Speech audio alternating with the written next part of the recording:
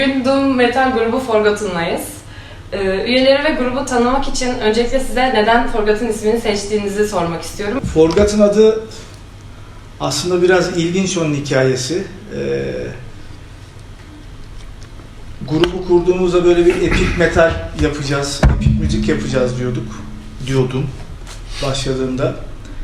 Ama aynı zamanda 17-18 yaşında her gencin başına gelen bir gençlik aşkı vardır ya, karşılıksız.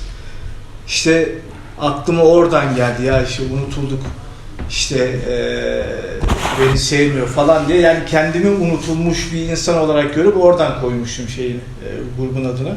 Yani öyle özel bir adı yok, tamamen kendi durumumu anlatan bir şeydi, isimdi.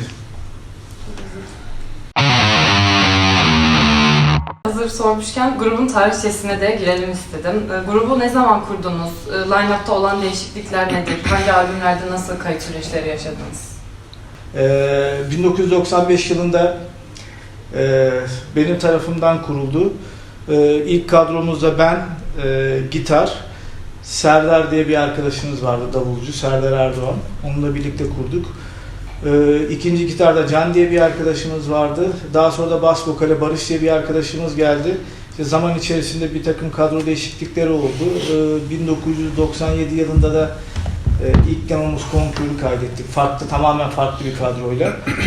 Çok fazla kadro değişikliği oldu. Çok fazla insan geldi gitti. Dolayısıyla hani sayısını ben hatırlamıyorum. Hepsini burada söylemenin de vaktimizi çok alacağını düşünüyorum, ama en son 2017 yılında, yani şimdiki kadrodan bahsedeyim. 2017 yılında ben, Harun ve diğer gitaristimiz ve aynı zamanda klavyecimiz olan Reha ile oturduğumuzda bir gün böyle muhabbet ederken grubu tekrar kurmaya karar verdik. Daha sonra davulcumuz Serdar geldi. Yine böyle bir iki arkadaşımız geldi gitti. Şu anda o dönemde 2017'de kurduğumuz kadrodan sadece bir iki kişi eksik. Yeni bir iki arkadaşımız var. Basçı ve ikinci gitarist. Onun dışında işte ben, Serdar, Harun, Reha ve iki tane de yeni arkadaşımız. Peki bu ekiplerle çıkardığınız albümlerde bir farklılık ya da bir şey oldu mu? Bu soruya ek olarak sorabilirim. Yani bu albümümüzde böyle bir hava değişikliği oldu ya da yıllarda bir şey fark oldu mu? Şöyle, şimdi derin bir mevzu aslında. Yani evet, çok derin. Hani çünkü her gelen eleman kendi müziğini de, kendi anlayışını da getiriyor gruba. Dolayısıyla bu Forgotten'ın adı grup. Tek kişilik bir grup değil burası. Dolayısıyla ilk dönemde biraz daha ben baskındım. Bizim ilk albüm 13 Martyrs'ta.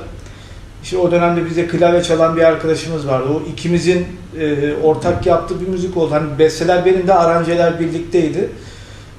Ondan sonra Of Past and Passion'ı yaparken tamamen grup müziği yapmaya başladık. Hani stüdyoda yaptık şarkıları. Birimiz bir tema getirdik. İşte Harun bir şey kattı, Serdar bir şey kattı, Reha bir şey kattı. O tamamen grup müziği oldu. Tabii ki farklı tatlar geldi müziğe.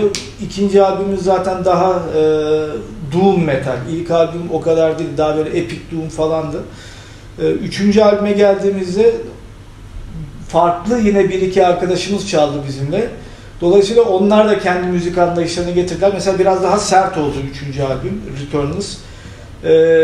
Şimdi yapıyoruz, dördüncü albümü yapıyoruz. Dördüncü albüm daha karanlık, daha uzun şarkılar, yani 70 küsur dakika. Sanki biraz daha Of Past and Passion tarzına gibi. daha yakın gibi. Evet, evet. Yani biraz daha ona benziyor sanki parçalar. Evet. Gibi geliyor bana. Evet. Returnals dediği gibi Tolga'nın biraz daha sertti. Daha fazla death metal öğesi vardı içinde. Şimdi yeni albümde biraz daha gene sanki 2019'a dönüş gibi. Evet. Sound. Evet. Bir dahaki sorumuz da tam oydu. Yeni albümünüzle ilgili mesela dinleyicilere neler hissettirmeyi bekliyorsunuz? Böyle bir önden tahmin alabiliyor muyuz acaba? Vallahi cehennemin dibine sokacağız şimdi dinleyicilerimizi. Gitar ağırlıklı yazdığımız için parçaları biz. Temel başlığımız buydu. Gitar ağırlıklı yazdığımız için Tolga'nın hani yanıtlaması daha uygun olacak bunun. Çünkü parçaları esas çekirdekten oluşturan Tolga. Üzerine ben sözleri ve vokalleri yazıyorum. Yani sen bir anlat bakalım ne anlatmaya çalıştıysan. Bu biraz daha kişisel bir albüm oldu. Açıkçası. Arkadaşlara şimdi bu 4. albümü yazmaya başlayacağımız dönemde şeyi rica ettim. Arkadaşlar lütfen bir sizden ricam, bu aralar çok doldum, beni bir bırakın, ben bir kendi kendime bir şey yapayım dedim. Bir şeyler yazayım, çizeyim dedim. Sağ olsunlar. Tamam Tolga, yaz, ne yapıyorsan yap dediler. Ondan sonra işte genel çerçevesi çıktıktan sonra Harun'la birlikte çalışmaya başladık. İşte hem vokal olsun, kayıt esnasında Harun'un yazdığı riffler, melodiler, ne bileyim aranjede farklılaştırma, bazı şeyleri farklı düzenletti. Farklı düzenledik bazı yerleri Harun'un katkısıyla. Şarkılar, yani hani insan şeyi söyleyemiyor. Biz bunu hissettirmek istiyoruz, biz bunu yapıyoruz falan. Yani anlatamıyorum bunu. Çünkü içinden geldiği için nereden çıktı, nasıl çıktı veya hani ne hissettirmeye çalışıyoruz bilmiyorum. Sadece şunu söyleyebilirim. Benim çok sıkıntılı dönemlerimde çıkan şeyler, riffler, melodiler. Çünkü işte çok sevdiğimiz bir arkadaşımız oldu. Salsifir grubundan Aydın. Ve o beni çok etkiledi gerçekten. Çok sevdiğim bir arkadaşımdı. Benim kendi hayatımda bir takım sıkıntılar yaşandı. Dolayısıyla bunların hepsi bir araya gelince tabii sıkıldım. Sıkılınca bir şeyler çıktı. Yani burada belli bir amaçla yapılmış şarkılar yok. Tamamen içindekini boşaltma amaçlı yapılmış şarkılar var. Ama şöyle söyleyeyim, biraz daha bu albümde böyle rüya, zaman, ölüm, bizde biraz takıntısı var, ne yazık ki zaman takıntısı var, böyle hani zaman bizi yok ediyor vesaire falan. Bu albümde sözleri Harun yazdı, daha iyi anlatır bence. Biraz daha böyle rüyalar, böyle farklı şeylerden bahsediyoruz. Yani bilmiyorum, herhalde insanlar bayağı bir şeye gidecekler, gelecekler bir yerlere. Çünkü psikodelik yerler falan da var şarkılarda. Bakalım sen mesela. Yani sözlerde şöyle, birçok parçada bazı düşünürlerden, filozoflardan alıntılar var. Yani hem kendi orijinal ses kayıtlarından var, hem de bizim lirik olarak kullandığımız alıntılar var. O açıdan hem hani nasıl söyleyeyim, yani bir yandan bazı filozofların görüşlerine yer verip bir yandan da hani Tolga'nın dediği gibi zamanın ve ölümün kaçınılmazlığıyla ilintili konular üzerinde durduk. Yani genel olarak gene oldukça karanlık konseptli bir albüm diyebilirim yani. Sözler de karanlık, müzik de karanlık. Yani biraz sinematik yanı da var. Evet. Yani ufak hikayeler, anekdotlar falan da içeren bir albüm olacak yani. Yine. Valla bakalım, herhalde yani dinlenir diye düşünüyorum. 70 küsur dakika oldu ama insanların herhalde bir şey yapacağını düşünmüyorum. Sıkılıp bırakacaklarını falan düşünmüyorum. 90'lık kasete sığar yani. Eskiden 90, kasete çekiliyordu ya. 90'lar 60'lığa sığmaz yani, 90'lık lazım. Evet. Yani ama şeydi, böyle akıyor şarkılar, şarkılar 14-15 dakikalık şarkılar falan. Ama bakalım yani, bilmiyorum, bu değil, biz müziğimiz hiçbir zaman bir amaçla falan yapılmış değildi. Burada da öyle yani, ne istiyorsak, ne anlatmak istiyorsak, ne hissediyorsak onu yapıyoruz. Bizim derdimiz olmadı hiçbir zaman. Birine bir şey hissettirelim, bir amaçla şunu yapalım falan olmadı. Burada da öyle değil yani, yaptık, bu çıktı, bakalım ne diyecek insanlar, ne hissedecekler bilemiyorum yani. Katıldığınız başka projeler ve içinde olduğunuz diğer oluşumlar hakkında da bir soru sorayım. Var mı böyle projeleriniz? Katıldığım projelerim geçmiş zamanlı tabii var. 2004 yılıyla 2008 yılları arasında Düz Sokak sakinleri Murat Çelik'in davulculuğunu yaptım. Onunla beraber yol arkadaşlığı yaptım daha doğrusu. Türkiye'yi herhalde 4-5 kez falan beraber konser turneleriyle gezmişliğimiz oldu. Çok güzel zamanlar geçirdik beraber falan. Ya onun dışında tabii birçok çalışmalarım oldu. Birçok ismin arkasında çaldığım, albümlerine çaldığım ama uzun soluklu falan Düz Sokak Sakinleri, Murat Çelik'le beraber şeyimiz oldu, birlikteliğimiz oldu. Yakın zamana kadar da Rumba Kuartet projesinde Murat İşbilen besteci ve gitarcı, bilinen bir isimdir bu arada Murat abi. Onunla beraber bir işte enstrümantal Latin müzikleri yaptığımız bir projemiz vardı. Ben ondan yakın bir zaman içerisinde ayrıldım. Bu şekilde. Ben de devam edeyim. Benim- Sen devam et. Benim 97'de kurulmuş Bayt Kadol isminde melodik death grubum vardı. 90'ların sonu ve 2000'lerin başında, hani dinleyenler hatırlayacaktır, o proje sürdü ne zamana kadar? 2004'e kadar. 2004'ten 2017'ye kadar ben hiçbir grupta yer almadım. 2017'de işte Tolga'nın az önce anlattığı şekilde Reha, ben ve Tolga tekrar Forgott'ını bu şekilde yeni bir kadroyla hem de canlı çalabilecek pozisyona getirmek için dahil olduk Forgott'ına. 2020'de Trench War'a dahil oldum. Tolga'nın gene kurduğu Ankaralı thrash metal grubu. Onun dışında İzmir'de Sermon adlı bir doom death metal grubu var.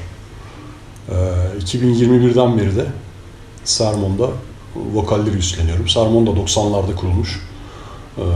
Türkiye'de bilinen bir doom death metal grubu. Benim açımdan böyle katıldığım projeler. Ben şimdi bir önce Harun dediği gibi bizim diğer bir thrash metal projemiz var, Trench War. Onu orada gitar çalıyorum. İkinci albümümüzü yaptık bu sene. Bir de bizim yine 90'larda benim bas gitar çaldığım, şimdi de gitar olarak dahil olduğum Autumn diye bir yine melodik doom death metal grubu vardı. Onu tekrar topladık. Onun albümünü yaptık şimdi. Sanırım 2025 gibi veya 2024'ün sonunda da albüm çıkacak. Şimdi işte 3. grup olarak da oradayım. Herhalde canlı performans falan da olacak. Bekleriz 2025'te seyretmeye. İşler yoğun demek ki. Yoğun, evet. Peki bu kadar piyasanın içindesiniz. Türkiye'de Death Doom'un, hatta belki de metalin genel olarak nasıl bir durumda olduğunu söyleyebilirsiniz? Böyle gelecekten beklentileriniz, bugüne eleştirileriniz ya da bugünle ilgili beğendiğiniz şeyler var mı? Ya da metal piyasasına vaatleriniz var mı? Var mı arkadaşlar sizden? Var, Sizlerden benim başlayalım. açımdan diyeceğim en büyük problem mekan sorunu. Yani canlı müzik için mekan sorunu. Birçok işletme kapısını metal müziğe açmak istemiyor. Yani böyle bir önyargı var niyeyse. Konser düzenlemekte ve mekan bulmakta çok zorlanıyor insanlar. En büyük sorunlardan biri bu. Onun dışında yeni jenerasyon olarak bu tür müziğe ilgisi olan, icra etmeye çalışan çok sayıda insan var. Bu çok memnun edici. Ankara olsun, İstanbul olsun, İzmir olsun. Birçok yeni grup ortaya çıkıyor. Yani çok fazla Doom Death veya Death Doom olarak çok fazla bir grup yok belki Türkiye'de ama genel olarak metal. Tabii genel bir değerlendirme yapmak Genel olarak lazım metal tabii grupları Evet. yani şu anki jenerasyonda da oldukça sayı olarak fazla. Bence gayet güzel bir piyasası var Türkiye'nin ama dediğim gibi canlı organizasyon ve mekan konusunda biraz sıkıntı yaşıyoruz gibi geliyor bana. Sen ne diyorsun? Ben öncelikle şunu söyleyeyim, gruplar açısından hani isim vermeyeceğim yanlış anlaşılmasın diye. Bazen arkadaşlarımız alınıyor. Gerçekten Türkiye'de inanılmaz iyi gruplar var. Avrupa ayarında, dünya ayarında gruplar var. Hani müzisyen olarak ve müzik olarak falan şey yok, herhangi bir eksiğimiz yok. Seyirci de geliyor aslında, bakmayın yani böyle eskiden 2000'li yılların başında veya işte ortalarında hep şeyi söylerdik. İşte seyirci az geliyor, gelmiyor. İşte 90'lar çok iyiydi falan derdik. Yani Türk metal piyasası için. Şimdi yine geliyor seyirci şeye. 90'lardaki gibi. Tabii 90'lardaki kadar çok olmasa da yine de konserlere geliyorlar. Seyirci açısından da bir sıkıntı yok. İşte festivallerde vesaire de görüyoruz. Böyle ya bir grup geliyor, 1000 kişi, 1500 kişi Joker'i dolduruyorlar falan. Yerli grupların konserleri de öyle oluyor. Ama işte Harun'un dediği doğru. Metal kültürü ve rock kültürü bu ülkede olmadığı için sizin gittiğiniz mekanlar, çaldığınız mekanlar işte 2-3 konser, bilemediniz 4-5 konser sonra artık bakmaya başlıyor. Olumsuz bakmaya başlıyor size. Çünkü onların para kazanma yöntemleri işte metal gruplarına konser için mekanlarını verip oradan para kazanmak değil. Onların farklı bir kitlesi var. Biz o kitlenin içine veya o takvimin içine dahil oluyoruz. İşte girdiğiniz zaman da bazen oluyor. Ben bunu gördüm birkaç yerde. Gittiğiniz mekanın farklı müşterileri geliyor, metalci olmayan. Ve çıkıp gidiyorlar. İşte bunları görünce de mekan sahipleri biraz rahatsız oluyor. Müşterimi kaçırıyorsunuz diyorlar veya ona dönüyorlar. Dolayısıyla hani mekanlar yavaş yavaş azalıyor. Tek derdimiz o. Onun dışında ben hani yapılan müziğin kalitesi, işte albümlerin sound'u, müzisyenler, seyirciler açısından falan herhangi bir sıkıntı görmüyorum. Yani bu gayet iyi bir durumdayız ama dediğim gibi mekan sıkıntısı en büyük sıkıntı.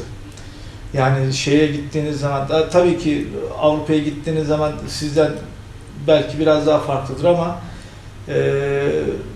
yani büyük grupların konserlerine Avrupa'da ne kadar gidiyorsa sizde de o kadar geliyor. Yani sonuçta kitle var. Kitle yok demiyorum ama dediğim gibi bu memleketin en büyük sıkıntısı rock metal açısından rock ve metal kültürü olmaması bence.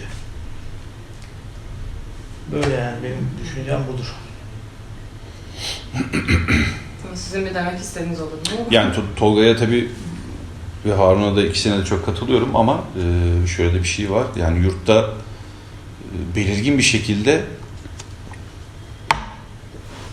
bir büyüme var. Yani kitlesel bir büyüme var. Seyirci büyümesi var.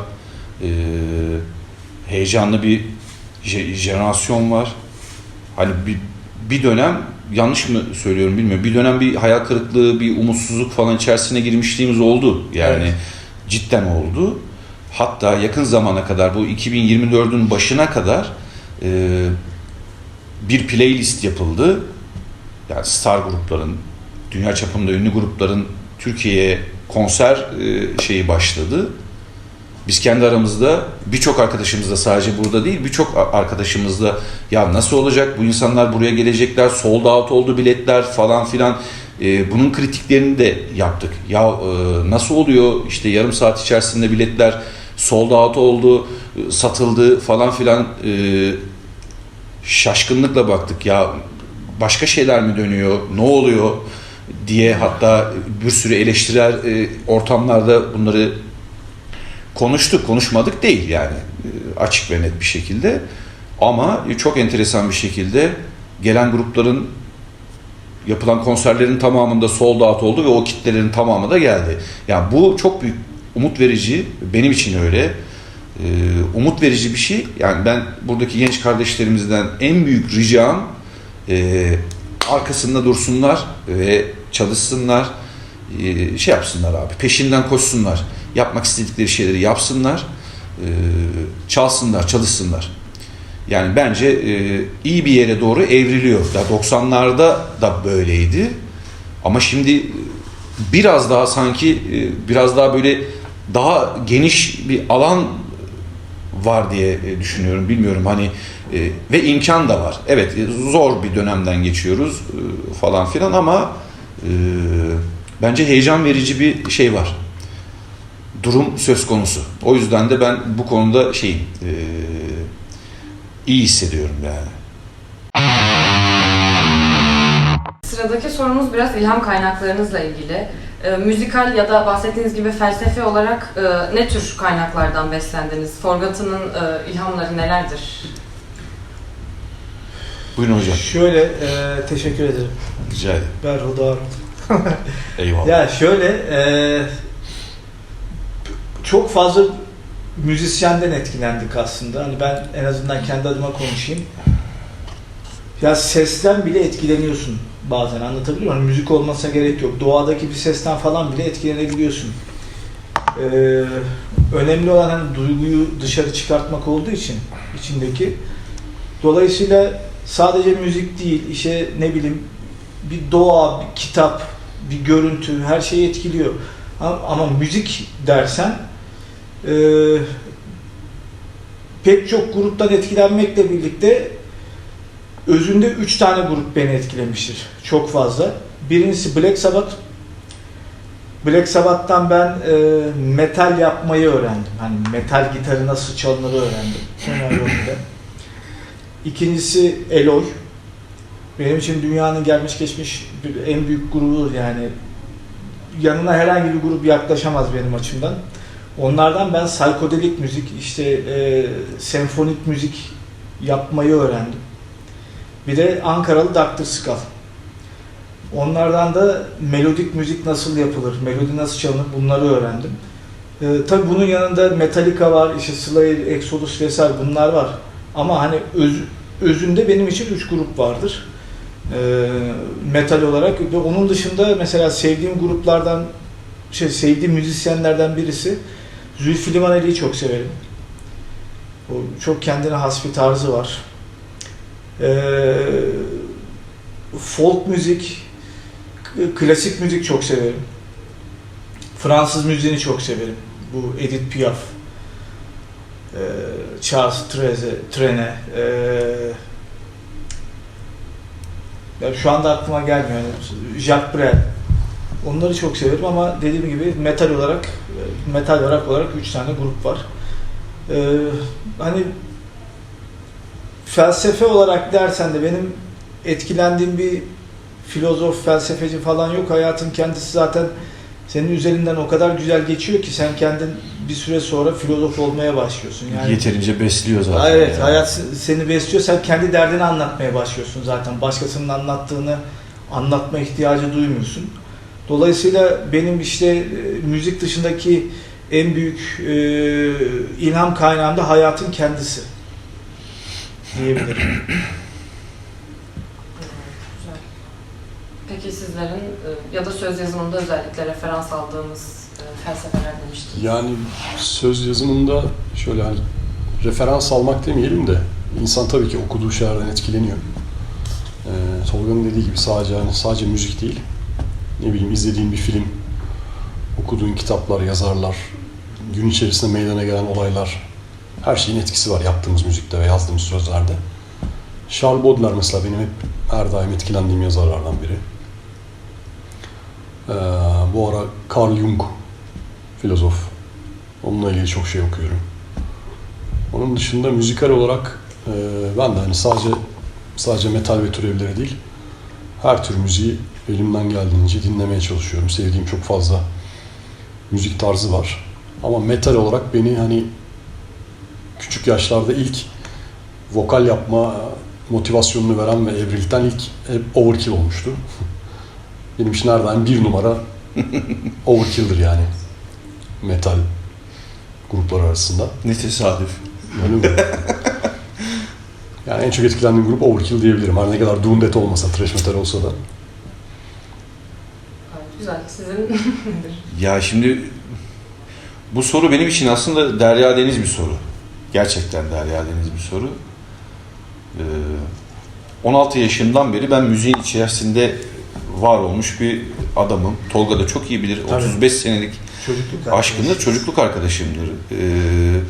Benim için yani bir yerlerden etkilenmeme gibi bir durum olamaz. Yani profesyonelliğimin başladığı yıllardan itibaren o kadar çok farklı şeyin içerisinde yer aldım ki çok iyi beslendiğimi düşünüyorum. Yani spesifik bir isim söylemem benim için çok güçtür.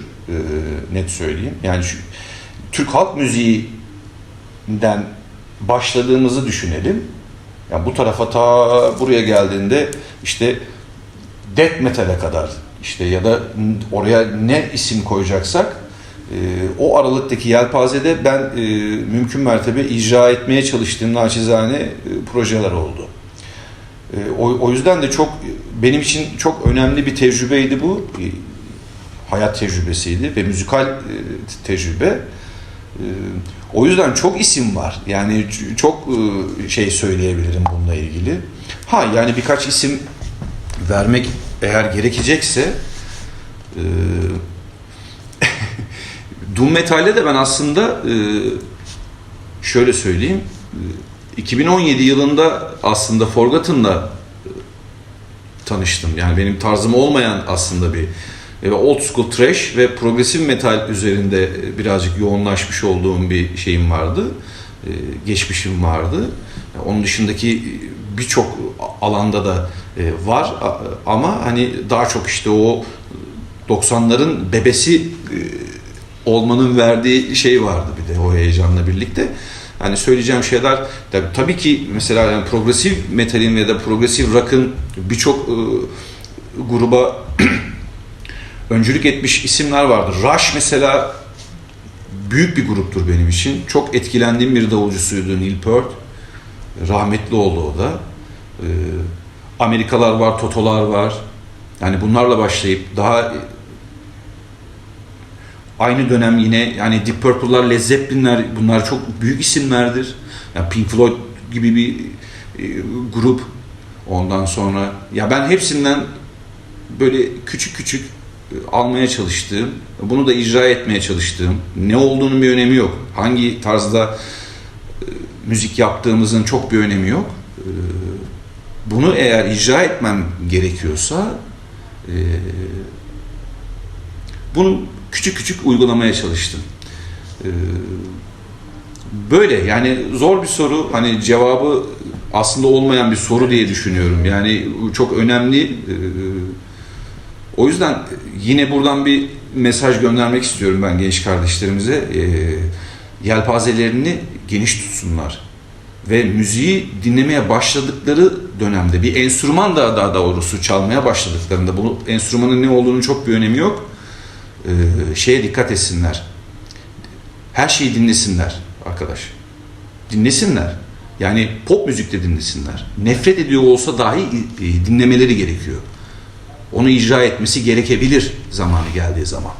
Yani onu bilemeyiz biz. O yüzden de yelpazeyi geniş tutmakta fayda var. Ona göre de hareket etmeliler diye düşünüyorum. Yani böyle.